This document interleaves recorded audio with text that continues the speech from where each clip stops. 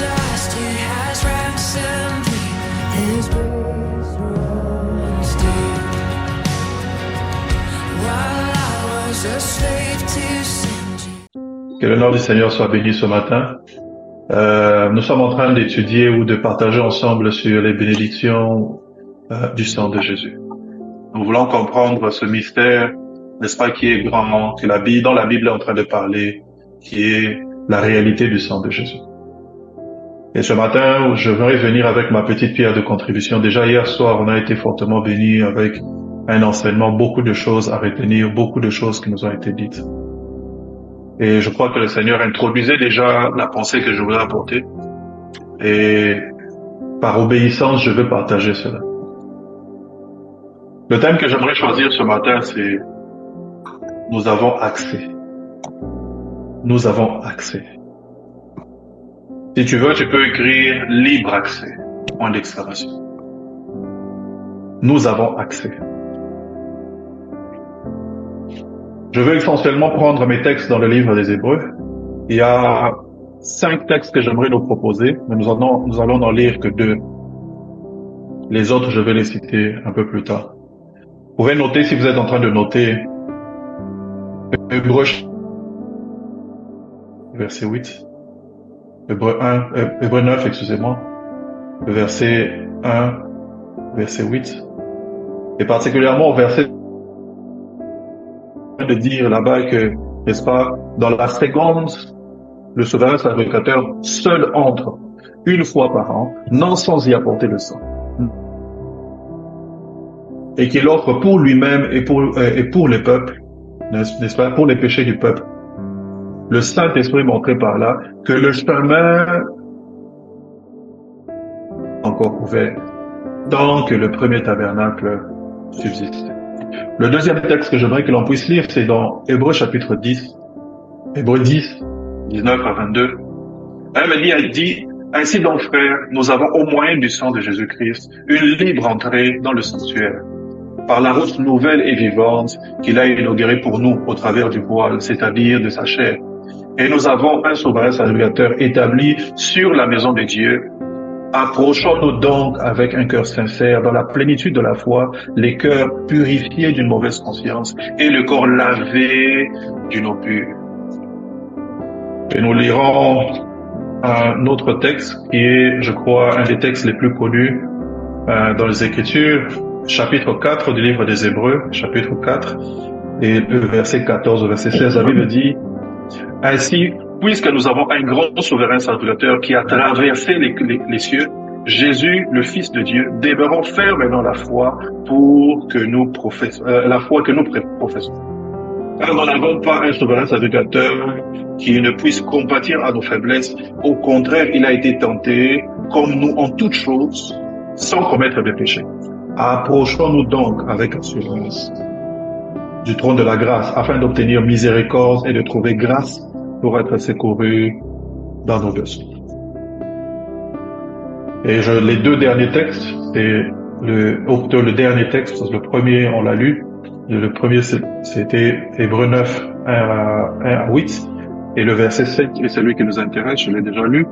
Lisons maintenant Hébreux 9, 16 au verset 22. Hébreux 9, 16 à 22. Je ne vais pas tout lire, je commence à partir du verset 18. C'est pourquoi c'est avec du sang que même la première alliance fut inaugurée. Et sautant directement alors au verset 22, le verset 22 dit « Et presque tout d'après la loi est purifié avec du sang, et sans effusion de sang, il n'y a point de pardon du péché. » Que l'homme du Seigneur soit béni. Mais chaque fois que je dois prêcher la parole de Dieu, j'ai toujours une petite crise d'angoisse. Chaque fois que je dois prêcher la parole de Dieu. J'ai une petite crise d'angoisse où je me demande, est-ce que moi j'ai l'autorisation de Dieu de parler? Est-ce que moi j'ai le message qu'il faut pour le peuple de Dieu? Qu'est-ce qui fait que l'illustre peuple de Dieu qui est en face de moi a besoin de m'entendre moi et pas quelqu'un d'autre? Et je tombe dans une certaine angoisse qui m'amène au pied du Seigneur, poser des questions, prier, insister. Demander à Dieu, s'il te plaît, donne-moi un message pour ton peuple.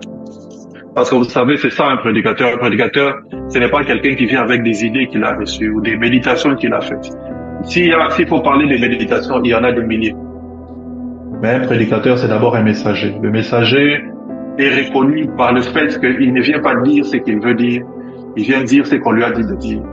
Et un bon messager, c'est celui qui est fidèle et qui dit exactement les choses qu'on lui a dites.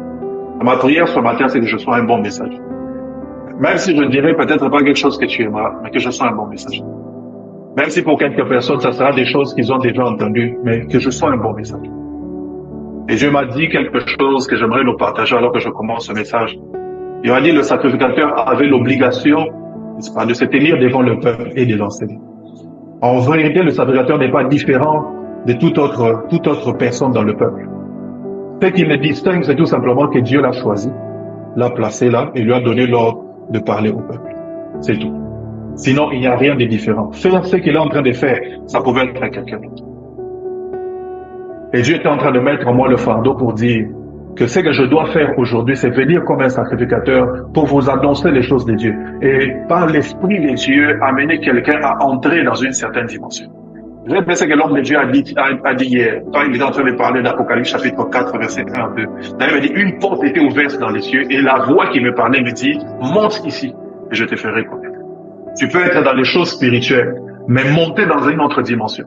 Parce que la vie spirituelle est une vie de dimension. Et je prie Dieu ce matin que quelqu'un puisse entrer dans une autre dimension. Je dirais certainement pas des choses compliquées.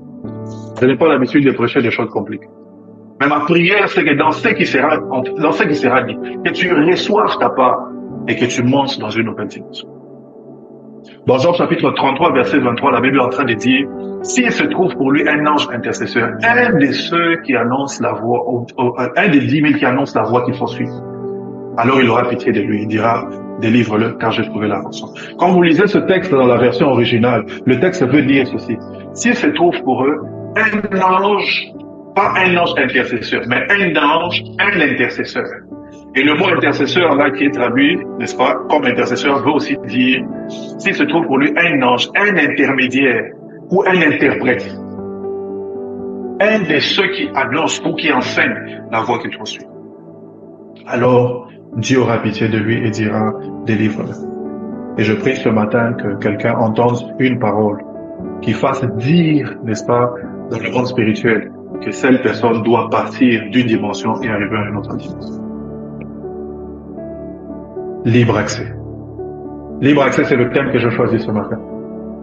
Le texte d'Hébreux chapitre 9 est un texte intéressant. Et d'ailleurs, quand vous lisez Hébreux chapitre 9 et Hébreux chapitre 10, ce sont des textes très, très intéressants parce que le livre des Hébreux est un livre où, n'est-ce pas, l'auteur essaie d'utiliser les images de l'Ancien Testament pour enseigner les Juifs, n'est-ce pas, sur la réalité de Christ, n'est-ce pas, et sur la véracité de ce que Christ, n'est-ce pas, est venu faire ici.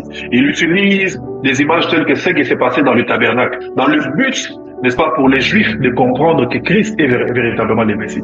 Et quand vous lisez les livres des Hébreux, vous retrouvez beaucoup de choses, beaucoup de thèmes que l'on voit dans le livre d'Exode, dans le livre de Lévitique, ainsi de suite.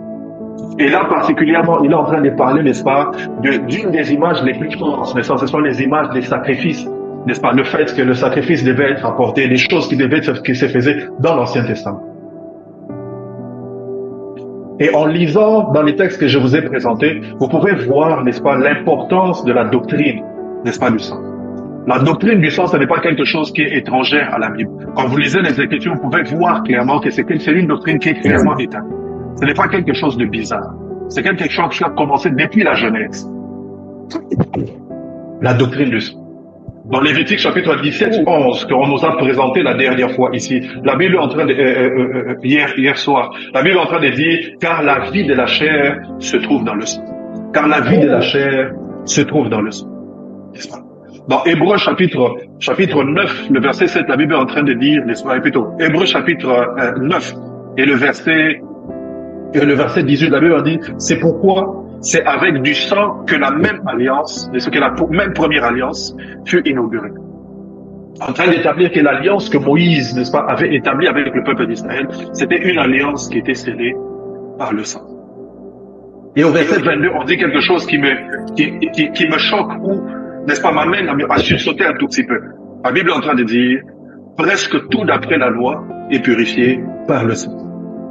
Et sans effusion de sang, il n'y a pas de pardon des péchés. Vous voyez, la doctrine du sang n'est pas quelque chose de nouveau. C'est quelque chose qui est déjà clairement établi. La Bible est déjà en train d'en parler. Le sang n'est pas une réalité seulement physique. Quand vous lisez les Écritures, vous vous rendrez compte que le sang n'est pas seulement une réalité physique et biologique. Le sang est une réalité qui est chargée d'éléments spirituels. Lorsque la Bible est en train de parler ici de sang, vous vous rendrez compte qu'il y a quelque chose qui va beaucoup plus que le physique, beaucoup plus que ce qui est biologique.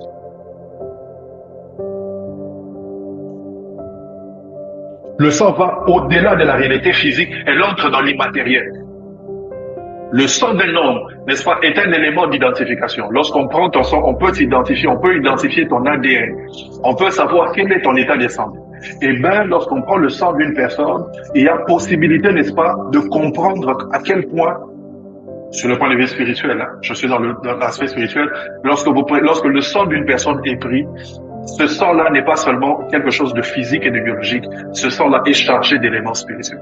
Voilà pourquoi la plupart des alliances, les alliances les plus fortes, sont des alliances qui se scellent par le sang. Et c'est pourquoi le monde des ténèbres, lorsqu'il veut opérer et travailler ou faire quelque chose dans la vie d'une personne, cherche à mettre la main sur le sang de la personne. Parce que le sang n'est pas seulement physique, c'est une réalité chargée d'éléments spirituels. Mais si nous sommes en train de parler du sang de Jésus, eh bien le sang de Jésus, ce n'est pas seulement le sang qui a coulé à la croix, mais il y a une réalité spirituelle qui est derrière ce sang. Il y a des choses qui sont cachées derrière cela. Et c'est ce que nous essayons de comprendre lorsque nous sommes en train de parler des bénédictions du sang de Jésus. On veut comprendre qu'est-ce qu'il y a, pourquoi la Bible est en train de parler du sang de Jésus tel qu'il en parle. Qu'est-ce qui est caché derrière le sang de Jésus? On voit la réalité du sang avec Abraham. Lorsque Abraham, n'est-ce pas, offre un bélier à la place d'Isaac, Genèse chapitre 22. Le sang a été versé. Dans Exode chapitre 12, au verset 12 au verset 13, la Bible est en train de dire, cette nuit-là, je passerai dans le pays d'Égypte et je frapperai les premiers-nés. Exode 12, 12 à 13. Cette nuit-là, je passerai dans le pays d'Égypte, je frapperai les premiers-nés.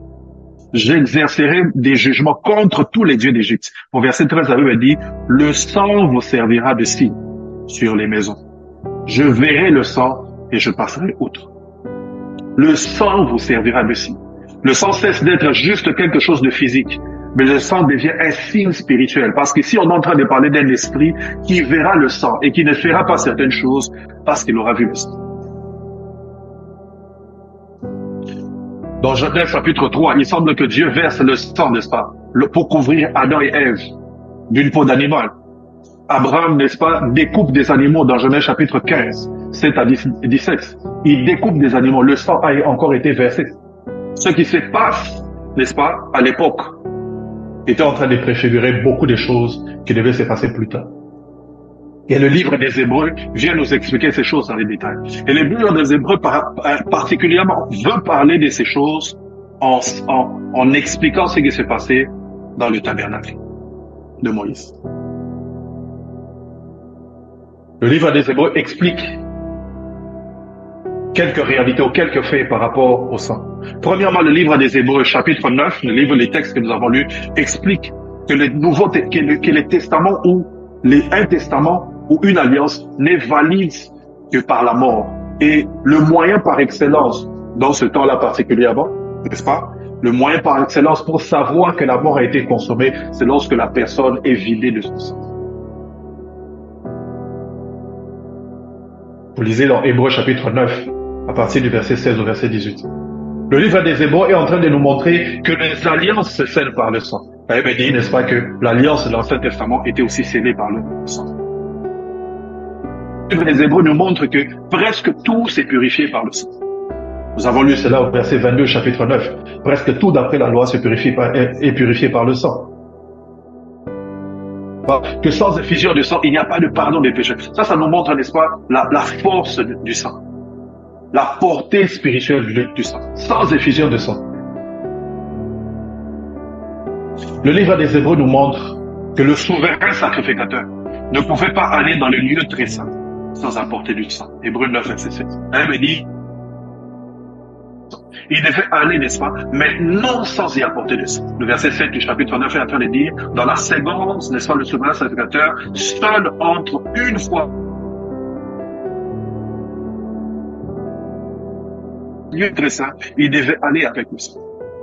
Le livre des Hébreux nous montre aussi que Christ est entré dans un tabernacle plus grand et plus parfait. Hébreux chapitre 9, verset 12. Plus grand et plus parfait, et la Bible dit qu'il est entré aussi avec son sang. Et le livre des Hébreux nous montre aussi que le sang de Jésus est plus excellent et plus fort, n'est-ce pas, que le sang des animaux. Toutes ces choses, n'est-ce pas, toutes ces choses avaient pour objectif de nous amener à comprendre, n'est-ce pas, les choses spirituelles dont nous sommes en train de bénéficier. En partant des images, n'est-ce pas, de l'Ancien Testament. Et un des éléments les plus importants, si vous voulez comprendre la notion du sang, c'est la fête que l'on appelait chez les Juifs la fête des expiations, Yom Kippur. La fête des expiations. C'était une fête qui se célébrait une fois par an. C'était la fête où on venait, n'est-ce pas, faire les sacrifices pour tout le peuple. Et c'était le seul jour où le souverain sacrificateur pouvait entrer dans le lieu très saint. Personne n'entrait dans le lieu très saint de façon régulière. C'était ce jour-là où il devait entrer. Et pour entrer dans le lieu très saint, il devait se sanctifier à l'extrême. Parce que s'il entrait de façon indigne, il pouvait mourir. Ce jour-là, c'était un jour très sacré. Le peuple venait de façon solennelle, n'est-ce pas? On amenait 2 animaux. Un, on imposait les mains et puis on le chassait en dehors du corps. C'était un bouc, si je ne me trompe pas. Et puis l'autre, on l'égorgeait. Et on prenait le sang, le souverain sacrificateur, entrait, n'est-ce pas, dans le lieu très saint avec solennité, n'est-ce pas, pour aller présenter le sang. Mais où est-ce qu'il présentait ce sang? Il présentait ce sang, n'est-ce pas, sur l'arche de l'Alliance, sur cette partie que l'on appelait le propitiatoire. Il versait le sang à cet endroit. Le souverain sacrificateur avait donc un privilège, n'est-ce pas, d'entrer ainsi dans le lieu très saint. Mais c'était aussi un risque pour lui-même. À la fois, c'était un privilège pour lui, mais c'était aussi une exclusion pour le peuple. Parce que c'était pas tout le monde qui pouvait y aller. C'était un privilège pour le souverain sacrificateur de pouvoir aller là-bas, voir là où Dieu se manifestait. Mais ça voulait dire que le peuple était exclu, n'est-ce pas, parce que tout le monde ne pouvait pas entrer dans le lieu très saint. C'est ainsi que la Bible, dans Hébreux 9, verset 8, est en train de dire que le Saint-Esprit montrait que le chemin n'était pas encore ouvert. Pourquoi le chemin n'était pas encore ouvert? Parce que seul le souverain sacrificateur était en train d'entrer. Mais ce n'était pas la volonté de Dieu. La volonté de Dieu, ce n'était pas qu'une seule personne entre. Mais en ce moment-là, le chemin n'était pas encore ouvert. Voilà pourquoi le souverain sacrificateur entrait une seule fois par an et devait entrer en apportant le sang pour ses propres péchés et pour les péchés du monde. Mais on dit que le chemin n'était pas encore ouvert. Quel chemin n'était pas ouvert? C'était le chemin vers le lieu très saint, n'est-ce pas? Vers le lieu où Dieu se révèle. C'était le chemin où la puissance de Dieu se manifeste. C'était le chemin où la gloire de Dieu était en train de se révéler. C'était le chemin où vers le lieu où Dieu descendait de façon palpable, n'est-ce pas? C'était en cet endroit. Le chemin n'était pas encore ouvert. Le chemin était barré. Je vous ai dit tout à l'heure que le souverain sacrificateur entrait dans le lieu très saint et apportait le sang et allait le déposer sur l'arche de l'Alliance, sur cette partie de l'arche de l'Alliance qui était appelée le propitiatoire. Le propitiatoire, c'était un couvercle qui était fait en or massif. Et au-dessus du propitiatoire, il y avait 2 figurines d'anges qui avaient leurs ailes déployées, n'est-ce pas, et qui se retournaient vers l'intérieur de l'arche de l'Alliance. À l'intérieur de l'arche de l'Alliance, il y avait 3 éléments importants. Il y avait les tables de la loi. Il y avait, n'est-ce pas, la verge d'Aaron qui avait fleuri. Et puis, il y avait, n'est-ce pas, la manne qui se trouvait à l'intérieur. Donc, les 2 anges avaient les regards tournés vers le socle, n'est-ce pas, ou le couvercle, n'est-ce pas, du tabernacle. Ces 2 anges nous rappellent les 2 anges qui avaient été placés devant le jardin d'Éden. Lorsque Adam et Ève ont péché et que Dieu les chasse du jardin d'Éden, Dieu place 2 chérubins avec des épées flamboyantes. La Bible dit expressément que c'était pour les empêcher, n'est-ce pas, d'aller toucher à l'arbre des vies. C'était les 2 anges qui étaient en train de garder, n'est-ce pas, la voie pour aller vers le jardin d'Éden, vers l'arbre des vies. Eh bien, le souverain sacrificateur avait pour responsabilité justement d'amener le sang et de le verser juste entre les 2 anges de sorte que ces deux anges puissent voir le sang, afin qu'ils puissent rendre propice le peuple, afin qu'ils puissent faire grâce au peuple. Ce couvercle est appelé propitiatoire pour parler du fait qu'on est réconcilié avec Dieu. Mais j'aime mieux la façon dont c'est traduit en anglais. En anglais, ce couvercle est appelé mercy seat. Mercy seat.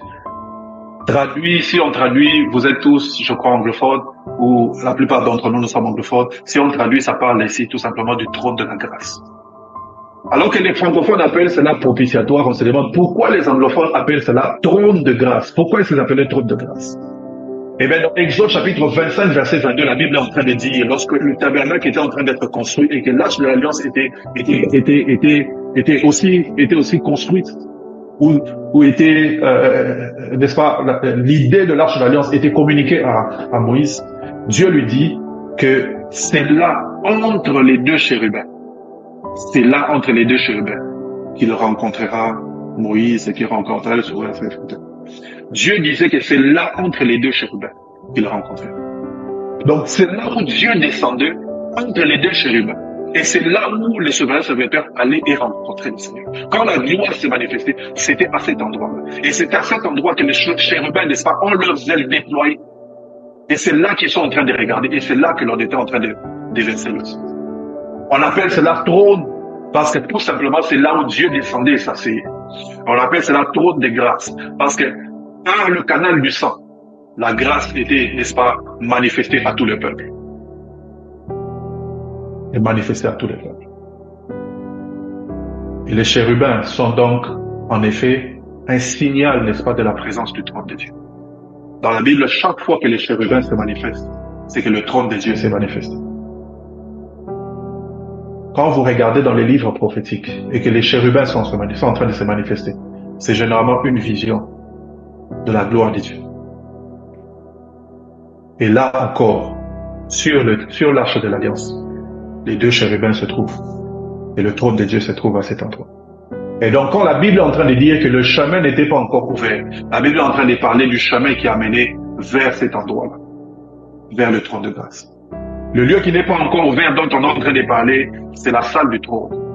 C'est le lieu où Dieu siège.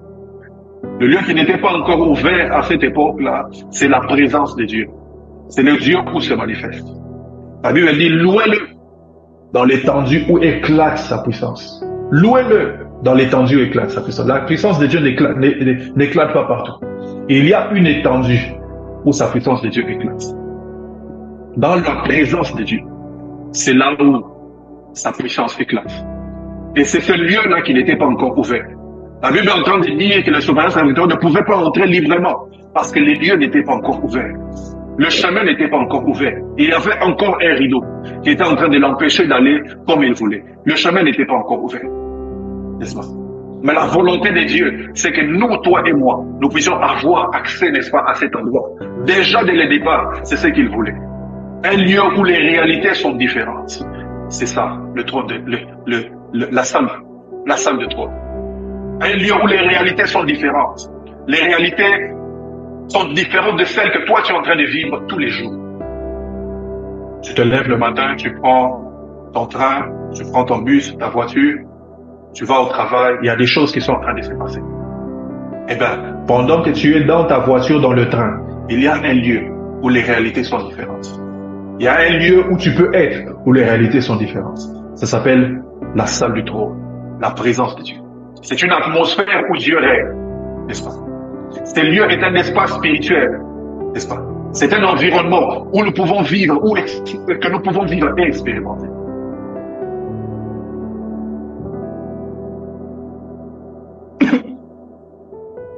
La salle du trône, la présence de Dieu, l'environnement où éclate la gloire de Dieu.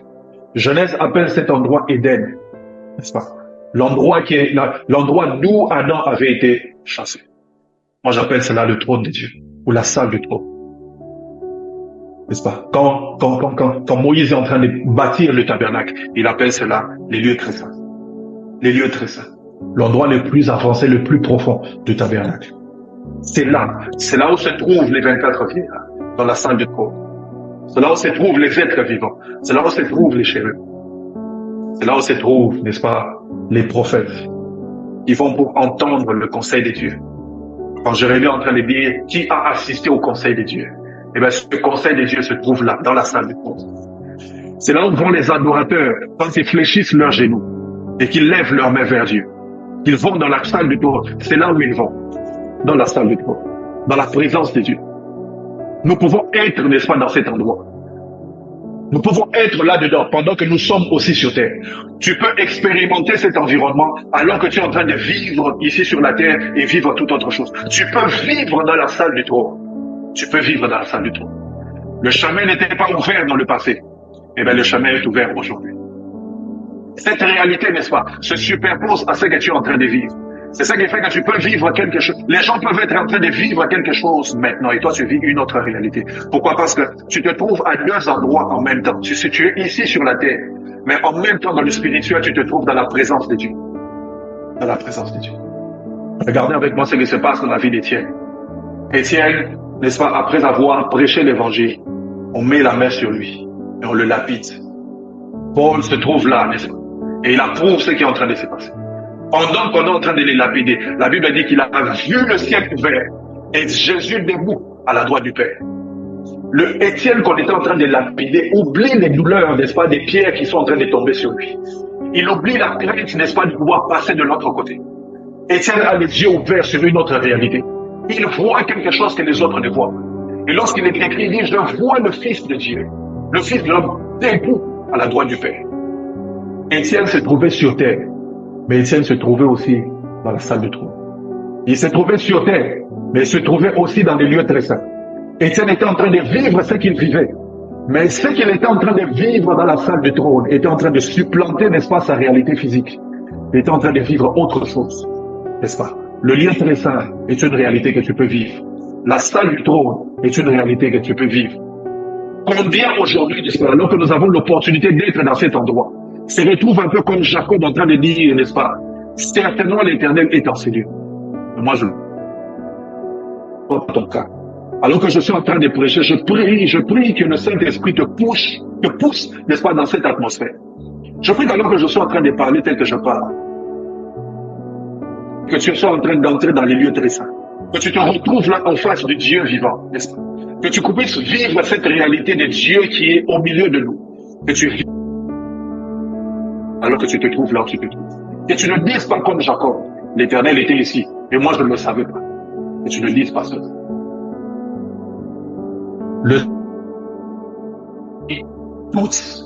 Tous les objectifs, n'est-ce pas, ou tous les rôles qu'il joue. Le sang de Jésus a deux rôles qu'il joue. Il y en a plusieurs.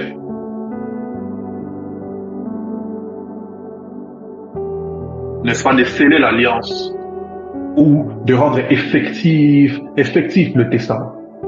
Le sang de Jésus vient sceller l'alliance ou rendre effectif le testament. Le contrat qui nous lie avec Dieu, n'est-ce pas? Ce qui indique ce que Dieu fait pour nous et ce que nous devons faire pour lui. Le sang vient sceller cela. Mais le sang a aussi un autre rôle. Et c'est sur ça que je suis en train de parler. Le sang est une clé spirituelle. Le sang vient comme une clé spirituelle, comme un code qui te permet d'avoir accès au lieu très saint. Le sang vient comme une clé magnétique qui te permet d'entrer là où c'est seulement permis, n'est-ce pas, aux enfants de Dieu d'arriver. Le sang te donne accès, n'est-ce pas, à certains endroits. Le sang vient, n'est-ce pas, comme un code que tu as reçu, comme ton empreinte digitale que tu poses, n'est-ce pas, pour pouvoir entrer dans un endroit qui est, n'est-ce pas, restreint, n'est-ce pas, à toi et aux enfants de Dieu. Le sang est une clé. Le sang est une clé. C'est ainsi que dans Hébreux chapitre 10, la Bible est en train de dire, ainsi nous avons au moyen du sang, une libre entrée dans le sanctuaire. Nous avons au moyen du sang une libre entrée dans le sanctuaire. Qu'est-ce qui t'empêche d'entrer dans la présence de Dieu? Qu'est-ce qui t'empêche de vivre la gloire de Dieu de façon permanente? Qu'est-ce qui t'empêche de rester dans le trône, dans la salle du trône, en face du Seigneur? Qu'est-ce qui t'empêche d'être dans cet endroit? Qu'est-ce qui t'empêche? La Bible dit, nous avons au moyen du sang une libre entrée. Nous avons au moyen du sang une libre entrée. Nous avons au moyen du sang une libre entrée. Tu peux être sur la terre, n'est-ce pas, en train de vivre toutes les péripéties que nous vivons. Et tu peux être en même temps dans la présence de Dieu. Tu peux être dans la présence de Dieu. La Bible dit, approchons-nous donc avec un cœur sincère, dans la plénitude de la foi. Approchons-nous avec un cœur sincère. Dans Hébreux 4, la Bible dit, approchons-nous avec assurance du trône de la grâce. Approchons-nous avec assurance du trône de la grâce. Nous n'avons plus peur de nous approcher de Dieu. Nous n'avons pas peur d'entrer, n'est-ce pas, dans les lieux très saints et de mourir. Nous n'avons pas peur d'entrer dans les lieux très saints pour que Dieu commence à nous juger. Non. La Bible dit, approchons-nous donc avec assurance du trône de la grâce. Approchons-nous avec assurance du trône de la grâce. La Bible dit que les chemins n'étaient pas ouverts dans le passé. Mais la Bible dit aussi que Christ a inauguré ce chemin. N'est-ce pas? Il est passé une fois pour ouvrir le chemin pour nous. C'est pour ça que lorsqu'il est mort à la croix, le voile devait être déchiré. Le voile devait se déchirer. Parce que désormais, il n'y avait plus de restrictions pour toi et moi. Nous avons libre accès dans la présence de Dieu. C'est ça que le sang est venu faire dans notre vie. Tu as libre accès dans la présence de Dieu. Lorsque l'ennemi vient comme un fleuve, sache que tu as libre accès dans la présence de Dieu. Lorsque les choses deviennent difficiles dans ta vie, sache que tu as libre accès dans la présence de Dieu. Lorsque tu ne trouves pas de conseils appropriés par la situation que tu es en train de traverser, sache que tu as libre accès vers le sage des sages. C'est lui qui est plus grand que Salomon. C'est lui qui est plus sage que tous les sages qui ont existé. Tu as libre accès dans la présence de Dieu. Lorsque les choses deviennent difficiles et que tu ne sais pas par quel sein te vouer, sache que tu as libre accès dans la présence de Dieu. Tu as libre accès vers un Dieu qui dit approche-toi, n'est-ce pas, avec assurance. Approche-toi avec assurance. Lorsque nous nous approchons de Dieu, lorsque nous entrons là, les enfants de Dieu, nous venons dans la présence de Dieu. Nous ne venons pas comme des personnes timides. Nous ne venons pas comme des personnes qui doutons, n'est-ce pas, de qui nous sommes. Non, nous venons avec assurance. On vient comme les enfants, n'est-ce pas? Imaginez-vous, quand vous avez un enfant, même si vous êtes pasteur et que vous êtes sur la chaîne, et qu'il veut venir vers vous, il ne s'occupe pas de qui est là. Il va venir vers vous. Il ne va même pas regarder qui est au milieu de... Non, il vient vers toi, je vais vers toi. Nous, lorsqu'on va dans la présence de Dieu, on va avec cette attitude-là. On ne s'occupe pas de qui est là, on ne s'occupe pas de la nature des problèmes. On vient dans la présence de Dieu avec des larmes, avec des cris, des choses. On vient avec assurance. Parce qu'on sait que c'est le Dieu de notre solution. La Bible dit, nous avons un libre accès. Qu'est-ce qui t'empêche d'aller dans la présence de Dieu? Qu'est-ce qui t'empêche de venir vers Dieu? Qu'est-ce qui t'empêche d'aller, de mettre tes genoux à terre et de rencontrer le Dieu des cieux? Qu'est-ce qui t'empêche de venir vers... La Bible dit, nous avons un libre accès. Nous avons un libre accès. C'est que j'aime dans les Écritures, c'est que la Bible est en train de décrire comment est-ce qu'on s'apporte. La Bible dit, nous venons avec assurance, n'est-ce pas? Nous venons avec assurance. On ne vient pas avec doute. On ne vient pas dans notre tête en nous disant non, Dieu va nous chasser. Non, on vient avec assurance. On vient vers notre papa. Papa, j'ai besoin de telles choses. J'ai besoin de... Papa, j'ai passé une nuit, j'ai besoin de ton réconfort. On vient avec assurance. La Bible dit, on vient avec un cœur sincère. On ne vient pas avec un cœur, n'est-ce pas, qui pense autre chose. On vient avec un cœur ouvert, n'est-ce pas, un cœur sincère. La Bible dit aussi qu'on vient dans la plénitude de la foi. Lorsqu'on vient dans la présence de Dieu, on ne vient pas avec des doutes dans notre cœur, non? On va prier, tu pries. C'est un peu comme cette histoire qu'un pasteur a raconté une fois. N'est-ce pas? Il y a le texte de Marc qui est en train de dire, n'est-ce pas? Si tu crois dans ton cœur et que tu ne doutes pas, tu dis à cette montagne, ôte-toi de là, jette-toi dans la mer. Tu verras cela s'accomplir. Il y a eu un monsieur qui est allé là, ouvert la fenêtre de sa chambre. Il a vu une montagne, il dit, toi, montagne, sors de là, jette-toi dans la mer. Il ferme le rideau. Il va dormir. Le matin, il revient. Il ouvre les rideaux de la fenêtre, puis il tire les rideaux de la fenêtre. Il voit la montagne encore là. Il dit, je savais que tu me savais, tu allais pas te déplacer. Non. Nous, quand on vient dans la présence de Dieu, on sait que le Dieu que nous sommes en train de servir est un Dieu tout suffisant. Il est El Shaddai, n'est-ce pas? Il est El Elyon, le Dieu très élevé, n'est-ce pas? Il n'y a rien qui les dépasse. Lorsque tu viens avec un problème, n'est-ce pas? Il a déjà les solutions depuis longtemps. J'aime ça que mon père spirituel est en train de dire. Dieu est un Dieu qui a des solutions qui manquent des problèmes. Lui, il a déjà des solutions. Il cherche où sont les problèmes? Où sont les problèmes? Il dit, invoque-moi, je te répondrai. Donc, lui-même, il t'appelle, il dit, invoque-moi d'abord, invoque-moi. J'ai déjà quelque chose pour te dire. Invoque-moi, je vais te répondre. Il a déjà des solutions aux problèmes compliqués. On s'approche dans la plénitude de la foi. Là, il veut dire décharger d'une mauvaise conscience. Et ça, c'est très important. Décharger d'une mauvaise conscience. Beaucoup d'enfants de Dieu viennent dans la présence avec des consciences chargées. Nous n'encourageons pas le péché. Et d'ailleurs, nous encourageons de nous sanctifier. Et vraiment de nous sanctifier. Sanctifiez-vous comme s'il n'y avait pas de là. Sanctifiez-vous comme si Jésus venait dans la seconde qui vient après. Mais le problème, c'est que plusieurs personnes viennent dans la présence de Dieu avec beaucoup de poids dans leur cœur. Parce qu'ils ont commis telle ou telle autre chose. Parce qu'il y a des choses qu'ils ne se pardonnent pas. Parce qu'il y a des choses qu'ils pensent qu'ils ne peuvent jamais rectifier. Beaucoup de gens viennent en espérant que Dieu va les écouter. Il y a beaucoup de gens qui viennent avec la conscience chargée. La conscience chargée. Le péché dans le cœur. Incapables de lever les mains dans la présence de Dieu. Incapables de s'agenouiller devant Dieu pour prier, n'est-ce pas? Incapables de le faire. Pourquoi? Parce que la conscience est chargée. Le diable a déjà martelé et martelé. Ça devient difficile de faire la moindre chose. Quand tu es en train de prier, tu pries, n'est-ce pas, en ayant honte. En pensant que Dieu est en train de te condamner, en train de te juger. Elle me dit que tu viens décharger d'une mauvaise conscience. Pourquoi décharger d'une mauvaise conscience? Parce que c'est justement pour cela que Jésus est allé à la croix. Lorsqu'il a payé le prix à la croix, c'est pour que son sang puisse te laver. C'est pour que son sang puisse te purifier. Elle me dit, presque tout d'après la loi est purifié par le sang. Et sans effusion de sang, il n'y a pas pardon des péchés. Or, le sang a déjà été versé. Pourquoi est-ce que tu viens avec une conscience chargée? Qu'est-ce qui t'empêche de venir dans la présence de Dieu? La Bible dit, nous avons un accès libre. Ce matin, je viens de dire à quelqu'un, le sang a déjà été versé. Tu n'as pas quelque chose qui est une raison pour t'empêcher d'entrer dans la présence de Dieu.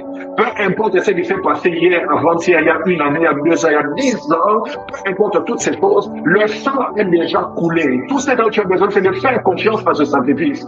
Demande pardon à Dieu et avance dans la présence de Dieu. Dieu est en train de t'attendre comme le Père, n'est-ce pas, le Père du Fils prodigue, qu'il attendait, n'est-ce pas, lorsqu'il est en train de venir, cet enfant qui a dilapidé tout ce qu'il avait. Il me dit que le Père a couru vers lui. Il n'a même pas laissé finir ce qu'il était en train de dire. Il a directement restauré. Oh, je vais te dire que Dieu est en train de t'attendre comme le Père, n'est-ce pas, du Fils prodigue, est en train d'attendre. Là, il me dit, approchez-vous de Dieu, il s'approchera des fois. Est-ce que vous le savez? Lorsque tu fais un pas vers Dieu, Dieu fait un pas aussi vers toi. Ce que j'aime avec ce texte, c'est que le pas de Dieu n'a pas la même taille que mon pas à moi. Lorsque moi je fais un pas, le pas de Dieu, c'est comme 1000 pas, il est vers moi. La Bible dit, approche-toi de Dieu, il s'approchera de toi. Tu as un accès libre dans la présence de Dieu, à cause du sang de Jésus. Tu as un accès libre. Tu as un accès libre. Est-ce que quelqu'un peut dire Amen? Tu as un accès libre. Amen. La Bible est en train de dire, afin d'obtenir grâce et miséricorde. Afin d'obtenir grâce. Afin d'obtenir grâce. Ça veut dire, approchez-vous du trône de la grâce. Le trône de Dieu a un nom. Ça s'appelle grâce. Le trône de la grâce. Attends-toi à la grâce de Dieu lorsque tu t'approches de Dieu. Le trône de Dieu s'appelle le trône de grâce. Attends-toi à la grâce de Dieu quand tu t'approches de lui. Parce que c'est un Dieu qui aime faire grâce. Il dit l'éternel désire vous faire grâce. Ah mon Dieu. Il dit l'éternel désire vous faire grâce. Vous avez déjà lu ce texte? Il dit l'éternel désire vous faire grâce. Amen. Ce matin, il y a quelqu'un à qui Dieu va faire grâce. Amen. La grâce veut dire tout simplement une faveur imméritée, n'est-ce pas? Des choses, n'est-ce pas, pour lesquelles tu n'as pas travaillé. L'éternel désire vous faire. Il y a des gens à qui Dieu va faire grâce. Parce que tu t'approches du trône de la grâce. La Amen. Bible dit, n'est-ce pas, afin d'obtenir grâce, afin d'obtenir miséricorde. Et d'être secouru. Et d'être secouru. Et d'être secouru. J'aime beaucoup ce texte, n'est-ce pas, le texte de la naissance des enfants de Juda. Il avait dit que lorsque leur maman, je crois que c'était Tamar, était en train de donner naissance, il y a un des enfants qui a présenté le bras. On a mis un fil cramoisi pour qu'on le reconnaisse, qu'on sache que c'est l'aîné. Puis il l'a retiré. On s'attendait à ce que ce soit lui qui sorte.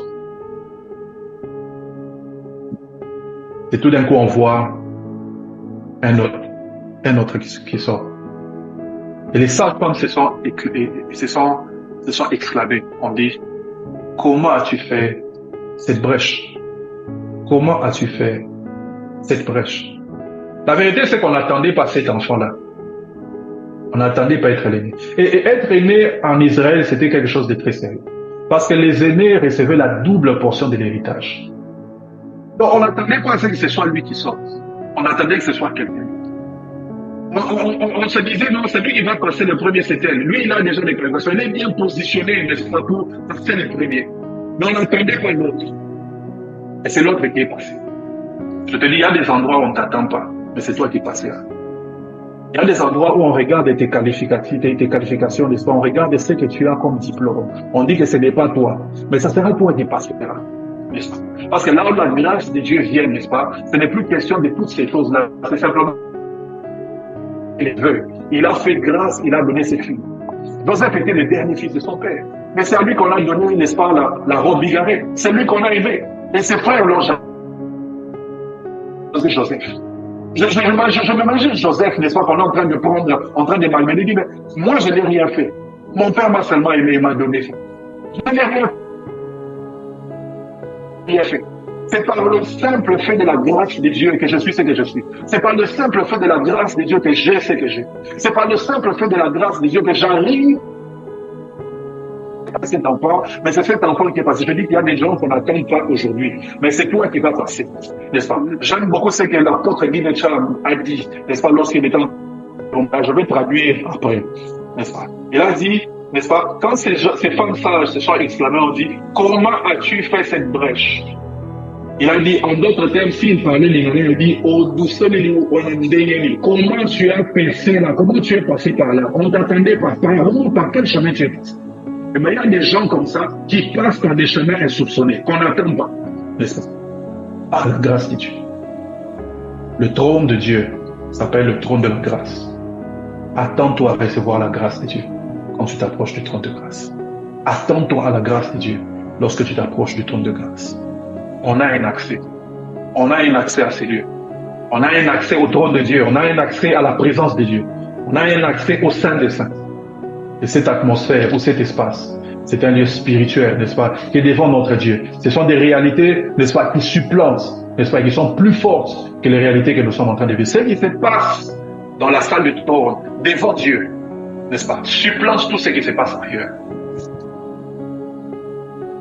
Regardez ce que David est en train de dire lorsqu'il parle de sa propre expérience. David dit ceci: je bénis l'Éternel, mon conseiller. La nuit même, mon cœur m'exauce. Il dit, j'ai constamment l'Éternel devant mes yeux. Quelle expérience! J'ai constamment l'Éternel devant mes yeux. J'ai constamment l'Éternel. David était un homme busy, occupé. Il faisait beaucoup de choses. Mais David est en train de dire, j'ai constamment l'Éternel devant les yeux. Comment est-ce qu'il le faisait? Parce que David, c'était quelqu'un qui avait appris à cultiver la présence de Dieu, à rester dans les lieux très saints, même lorsqu'il se retrouvait ailleurs. Même lorsqu'il était en train de faire autre chose. Regardez ce qu'Élie est en train de dire, quelque chose de similaire. Il dit, dans 1 Roi chapitre 17, premier verset, il dit, l'Éternel dont je suis serviteur. Mais dans d'autres versions, particulièrement la version d'Arby, on traduit comme ceci, devant qui je me tiens est vivant. L'Éternel devant qui je me tiens. Donc quand Élie est en train de parler ainsi, n'est-ce pas, aux personnes qui sont autour de lui, il est en train de dire, alors que je suis en train de vous parler maintenant là, je me tiens quelque part. Je me tiens devant l'Éternel. L'Éternel devant lequel je me tiens maintenant est vivant. Il y aura ces années-ci ni plus ni moins. Tu peux être dans la sphère physique et être en même temps dans cette salle de trône, dans le lieu très saint. Être dans la présence de Dieu. Tu peux être là-dedans parce qu'il y a un accès libre. Lorsque Dieu parle à Abraham, il lui dit, marche devant ma face. Marche devant ma face. Je suis en train de marcher dans ma vie de tous les jours, mais je suis devant la face du Seigneur. Marche devant ma face. Genèse chapitre 17, verset 1er. On peut être dans un même lieu, dans un lieu physique, n'est-ce pas? Et en même temps, être dans un espace spirituel. Tu peux être dans un lieu physique et être dans un espace spirituel. On peut être dans un même lieu physique, toi et moi, n'est-ce pas? Mais ne pas être dans un même lieu spirituel, est-ce que vous le savez? Nous sommes tous ici dans un culte, mais je vous assure, nous ne sommes pas tous dans le même lieu spirituel. Il y a des gens qui sont déjà montés depuis très longtemps. Ils sont dans la présence de Dieu. Ils sont en train d'expérimenter des choses alors que je suis en train de parler. Il y a d'autres qui sont distraits et qui sont distraits. Nous pouvons être dans les mêmes lieux physiques, dans une même réunion, mais ne pas expérimenter les mêmes choses. Parce que ça dépend de qui et où. Si toi tu es dans la présence de Dieu, alors tu expérimenteras des choses. Nous pouvons voir les mêmes choses physiques, mais ne pas voir les mêmes choses spirituelles.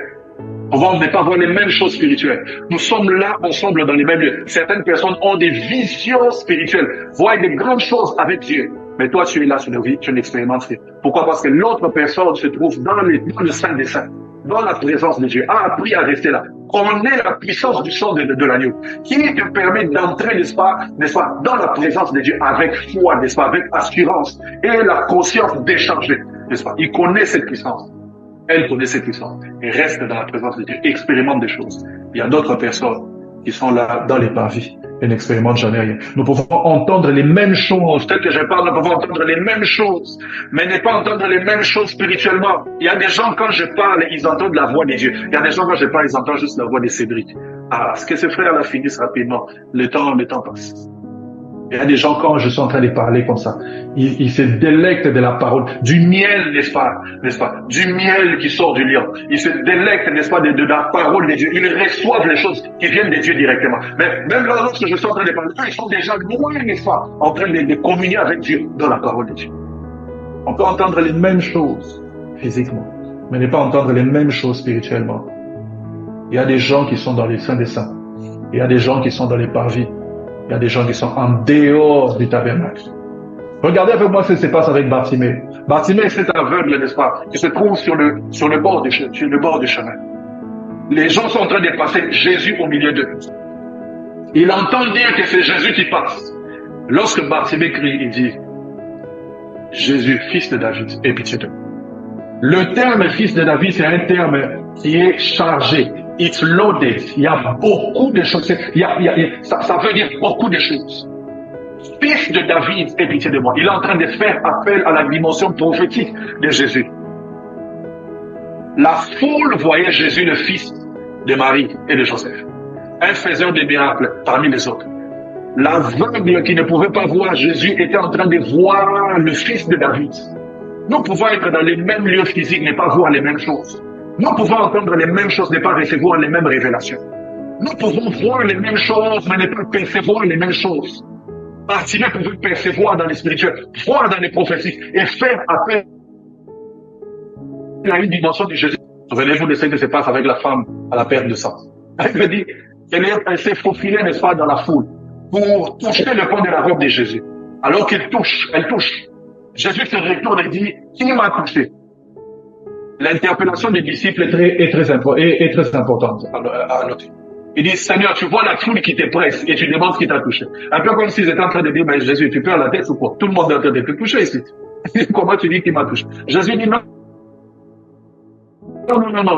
parce que j'ai senti une force qui sortir de moi. Ah bon? Donc il y avait des gens qui touchaient, il y avait d'autres qui touchaient. Nous pouvons être en train de toucher les mêmes choses, ne pas recevoir les mêmes choses. Cette femme a touché à la dimension spirituelle de Christ. Elle est allée avec foi. Elle était dans une autre dimension. Alors qu'il y avait la foule à cet endroit. En vérité, Jésus était seul avec cette femme. Dans la salle du trône. Où elle était en train de recevoir sa guérison. Je prie que quelqu'un ici, qui est malade, reçoive la guérison alors que nous sommes dans la salle du trône. Je prie que quelqu'un ici reçoive la guérison de Jésus. Alors que tu es seul dans la salle du trône. Seul dans la salle du trône devant Dieu. Il y avait la foule dans le physique. Mais cette femme se trouvait seule devant Jésus. Dans le Saint des Saints. La Bible dit, nous avons un libre accès. Qu'est-ce qui t'empêche d'aller dans le Saint des Saints? Qu'est-ce qui t'empêche d'entrer dans le Saint des Saints? Qu'est-ce qui t'empêche de rester devant la face du Seigneur? Qu'est-ce qui t'empêche? Parce que Jérémie est en train de parler, il dit, qui a assisté au conseil de Dieu? Il y a un conseil de Dieu. Il y a un endroit où tout le monde ne va pas. Le conseil de Dieu. Là où on reçoit les choses que tout le monde ne reçoit pas. Là où on entend des choses que tout le monde n'entend pas. Jérémie est en train de parler de l'endroit où les prophètes entendent des choses. C'est dans la salle du trône. Les 4 amis, n'est-ce pas, de Marc chapitre 2. La Bible est en train de dire qu'ils se sont retrouvés, n'est-ce pas, butés à un problème. C'est qu'il y avait une foule. Jésus se trouvait dans une maison et il y avait une foule qui était tout autour de la maison. Aucun accès vers Christ. Encore une fois, une foule. Elle dit qu'ils sont allés sur les toits. Ils ont découvert la maison. On commence à faire descendre leur ami. Tout droit devant Jésus. Les hommes étaient en train de voir un homme sur un brancard en train de descendre dans la maison. Jésus et ces jeunes étaient en train de voir cet homme en train de descendre dans la salle du trône devant Jésus. Là où tout est possible dans la salle du trône. Là où tout est possible devant El Shaddai, le Dieu Tout-Puissant. Devant El Shaddai. Dans le lieu très saint, apprends à rester dans les lieux. Qu'est-ce qui t'empêche d'aller dans les lieux très saints? Qu'est-ce qui t'empêche? Nous avons un libre accès selon les Écritures. Nous avons un libre accès à cause du sang. Nous avons un libre accès. Il y avait plusieurs verges qui étaient placées, n'est-ce pas, dans le tabernacle. Il y en avait plusieurs qui étaient dans le tabernacle physique, mais il n'y avait qu'une seule qui se trouvait devant la face de Dieu. C'est la verge qui avait fleuri. Plaise à Dieu que tu sois une verge qui va fleurir ce matin. Je dis que tu sois une verge qui fleurit.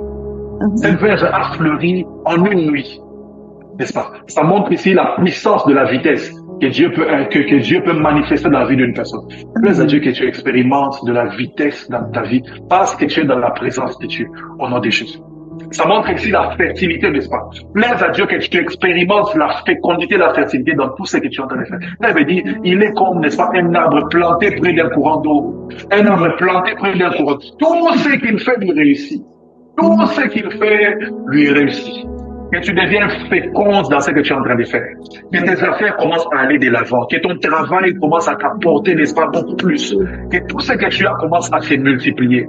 Que le Dieu des cieux qui a ordonné, Seigneur, qui a ordonné à l'homme d'être fécond et de multiplier. Que ce Dieu-là se manifeste dans ta vie. Comme la verge d'Aaron, tu es resté sèche pendant longtemps. Alors que tu es dans la présence de Dieu, que l'on sache désormais que tu es une branche d'amandier, que l'on voie tes fruits, que l'on voie tes fleurs, que l'on voie ce dont tu es capable par la puissance dans des choses. Amen. Balaam est en train de dire, je suis l'homme qui se prosterne et dont les yeux s'ouvrent. Il y a des gens quand ils se prosternent, ils dorment. Il y a des gens quand ils se prosternent, ils voient des choses. Que tu deviennes une personne qui se prosterne et que tu vois des choses. Pas des gens qui se prosternent et qui dorment, des gens qui se prosternent, qui voient des choses, qui se lèvent avec des insignes de l'éternel, qui se lèvent avec des idées. Dieu ne vient pas toujours avec des mon fils, ma fille, j'ai dit telle chose. Non. Il y a des fois quand tu vas dans la présence de Dieu, sois seulement sensible. Dieu va mettre une idée dans ta tête.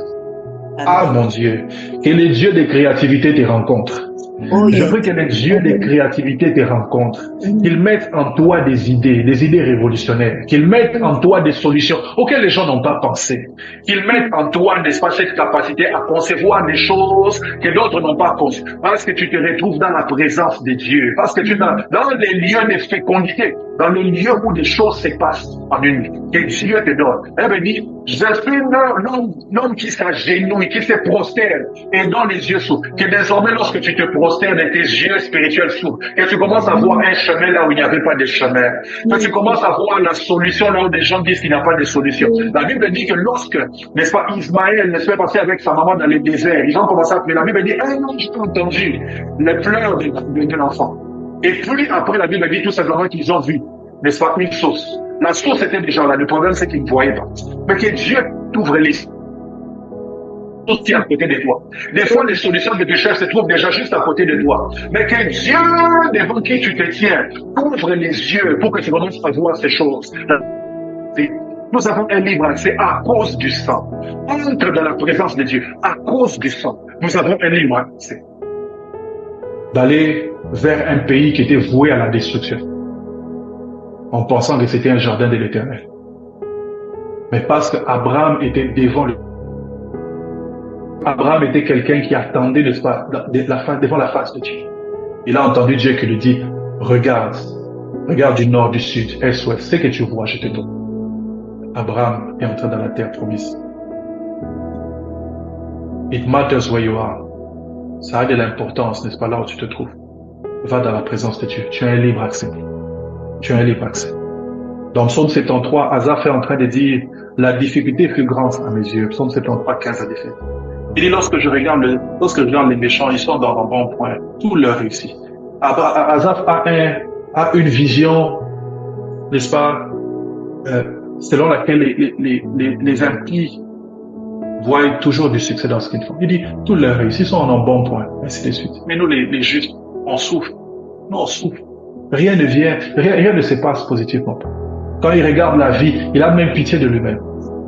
Et il dit, quand je réfléchissais à cela, la difficulté fut grande à mes yeux. La difficulté. Il dit, jusqu'à ce que j'ai pénétré le sanctuaire. Oh mon Dieu. Je prie que quelqu'un entre dans le sanctuaire ce matin. Elle me dit, jusqu'à ce que j'ai pénétré le sanctuaire, alors j'ai vu le sort final du méchant. Il dit jusqu'à ce que j'ai pénétré le sanctuaire. Alors j'ai vu le sanctuaire. Il y a des gens que tu envies, c'est parce que tu ne sais pas où ils sont en train d'aller. Il y a des gens que tu envies, tu penses que toi tu as perdu ton temps. Il y a des gens qui pensent que en devenant chrétien, donc elle a perdu du temps, donc rien de bon ne va. Non, non, non, non, non, non. Entre dans le sanctuaire. Tu verras le sort final du méchant et tu verras le sort final des justes. Elle dit jusqu'à ce que j'ai vu le sort final du méchant. Entre dans le sanctuaire, tu verras le sort final du méchant. Jésus retrouve avec les disciples un jour dans la barque et il dort. Les disciples ne comprennent pas comment est-ce qu'il peut dormir alors qu'il y a une tempête. Comment tu peux dormir pendant qu'il y a une tempête?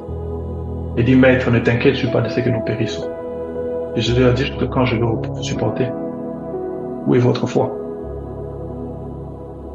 La réalité, c'est que Jésus lui opérait à partir du trône. Il avait dans son cœur la paix qui surpasse toute intelligence. Il y avait des réalités physiques, c'est vrai, mais Jésus était dans le trône, devant le trône. Il était dans la présence du Père. Il était à cet endroit où rien ne te bouge. Parce que tu vois clairement avec Dieu. Jésus se trouvait là. Les disciples n'avaient pas expérimenté ça. Et ils ne savaient pas que la présence de Jésus seul suffisait pour les sécuriser. D'ailleurs, certainement dans cette tempête, il y a des gens qui avaient perdu leurs biens ou peut-être leur propre vie. Ils ne voyaient pas le miracle qui se passait. Ils vivaient une loi d'exemption, mais ils ne savaient pas qu'il y avait un miracle qui s'est passé. Pourquoi? Parce qu'ils étaient en face de celui qui s'appelle « Je suis ». Ils étaient eux-mêmes, n'est-ce pas, en présence de Dieu. Et leur barque ne se remplissait pas. Ils ont perdu courage parce qu'ils regardaient à ce qui est visible. Ils ont manqué de regarder à l'invisible, de regarder aux choses qui vont au-delà de l'invisible, à partir de cet environnement, à partir du lieu très saint. Ils ont manqué de regarder ça. Dans Exode chapitre 12, la Bible est en train de parler, n'est-ce pas, de l'institution de la Pâque. Quand Dieu institue la Pâque, il dit aux enfants d'Israël que vous mettrez le sang. Et quand je passerai, je verrai le sang, je passerai outre, je passerai par-dessus. Donc il passe over. Le sang était physique, mais le sang a une répercussion spirituelle. Le sang a fait en sorte que les personnes qui se trouvaient dans ces maisons étaient considérées comme des gens mis à part, qui se retrouvaient dans la présence de Dieu. Ils étaient en Égypte, mais ils ne pouvaient pas vivre le sort de l'Égypte, parce que eux se retrouvaient dans la présence de Dieu en même temps, à cause du sang. Le sang les a mis à part, le sang leur a donné accès, n'est-ce pas, à une loi d'exception. Et c'est ce que le sang te donne. Le sang te donne accès à la présence de Dieu. Tu as un libre accès à cet endroit où tout est possible. Tu as libre accès à cet endroit où la sagesse de Dieu est disponible. Tu as libre accès à cet endroit où la puissance de Dieu peut se manifester. Tu as libre accès à cet endroit où tu peux recevoir le conseil de Dieu. Tu as libre accès à cet endroit où les impossibilités peuvent être possibles. Tu as libre accès à cet endroit où la paix qui surpasse toute intelligence peut remplir ton cœur. Tu as libre accès à cet endroit où la main de Dieu est active. Tu as libre accès à cet endroit où ta famille est en sécurité. Tu as libre accès à cet endroit où Dieu donne des idées à ses enfants. Tu as libre accès à cet endroit où le diable ne peut pas te toucher. Ne peut pas te toucher. Pourquoi est-ce que tu n'entres pas dans le lieu très saint? Pourquoi tu ne restes pas dans le lieu très saint? Pourquoi est-ce que tu restes dehors? Pourquoi est-ce que tu ne vis pas ta vie dans le lieu très saint? Le voile a été déchiré. Jésus est déjà passé. Le sang a été versé. Versé pour tes péchés. Versé, n'est-ce pas, pour la réconciliation. Versé pour activer l'alliance. Le sang a déjà été versé. Nous avons un libre accès.